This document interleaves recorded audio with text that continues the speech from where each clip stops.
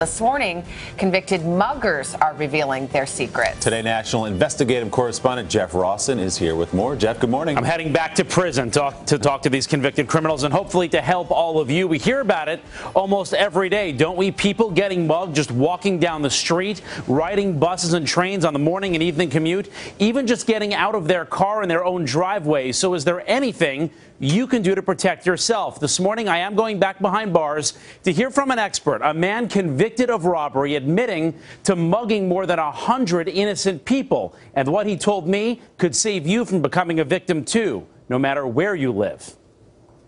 Terrifying muggings caught on camera. Thieves approaching innocent victims, stealing everything they have. The entire time, I just remember I was screaming, help. So how do you make sure this doesn't happen to you? To find out, we're inside this maximum security prison in upstate New York, meeting David Solano. David, how you doing, sir? Jeff Rossen. A career criminal serving 25 to life for robbery. Hopefully we can help some people not become victims. That's what we're here for. Have a seat right over here. Today, he's telling all. First, how muggers strike. Walk me through a typical robbery. You'd walk up to me on the street and do what? First of all, I would look to see if you had a watch on, and ask you for the time. At the moment that you're looking down at your time, you're at ease, and you're vulnerable.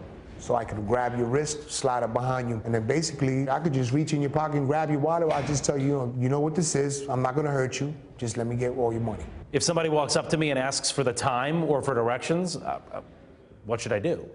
You can give it to them from a distance or keep walking. Don't break my stride. Don't break your stride. Don't stop. It's harder to grab me if I'm walking. Absolutely. So who is a target? Whoever's alone.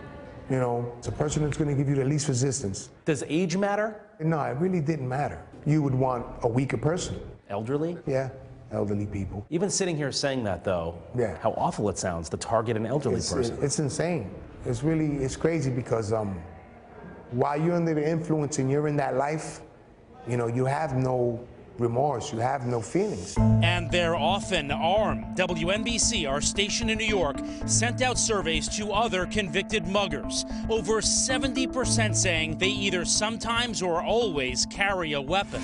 Did you target men versus women? For obvious reasons, you know, a man would rather target a woman because she's weaker. But in my experiences, women scream. So I sort of preferred men. So that's an interesting tip. If you're a woman, or even if you're a guy, whoever, right, make noise. A woman one time had a whistle. That's great. That's a great idea. Whistles, air horns, anything that makes noise. But he says the most effective weapon comes in a can. Mace is a great thing. Have you been sprayed with mace? Absolutely. And that got you out of there? Yeah, I took the flight because, you know, it was painful, it was uncomfortable. You need to have that mace in your hand, not in your purse.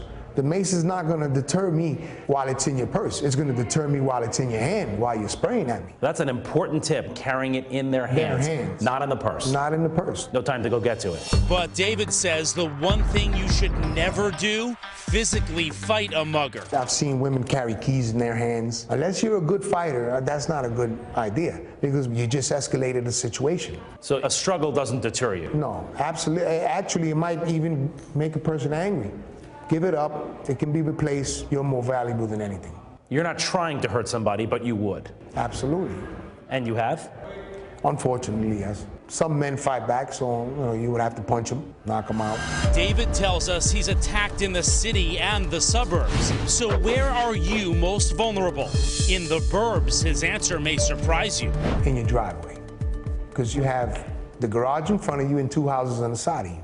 So there's only really one place you have to focus on as far as anybody viewing you, seeing you. I tell my family now, when you pull in your driveway, make sure you look on all sides to all windows before you open the door. And in the city, he says you're most at risk on the subway platform. So where should I be standing on a subway platform to lower my chance of being a target? In the middle, around people. Crowds deter robbers. So you want to be around a lot of people, even if you don't know them. Important tips from a convicted thief who's now trying to make things right. This is my way of repenting, you know, my way of giving back to society, my way of telling everybody I'm sorry. Who knows, I might save a life, and that'll be a great thing. David also told me there's actually a day of the week you're most likely to get mugged, Friday, because it's payday. So many people walking around with extra money, and the thieves know it, so a lot of them strike on Fridays. So you want to be extra cautious toward the end of the week, but always. It's always an interesting perspective to get, Jeff. Thank you very much. Hello, Today fans. Thanks for checking out our YouTube channel. Subscribe by clicking that button down there and click on any of the videos over here to watch the latest interviews, show highlights, and digital exclusives.